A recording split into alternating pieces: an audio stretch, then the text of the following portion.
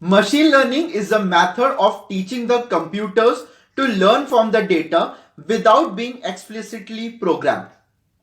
Computers can be trained to perform a task by showing them how to do it and then tested on their ability to perform the task when given an unexpected situation.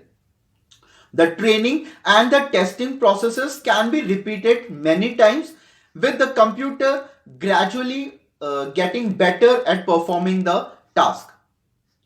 There are many kinds of machine learning algorithms, each suited for the different type of task.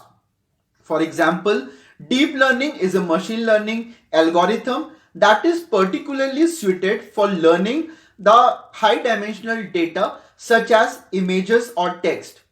Other machine learning algorithms include support vector machines, decision trees, and regression models. Thanks for watching.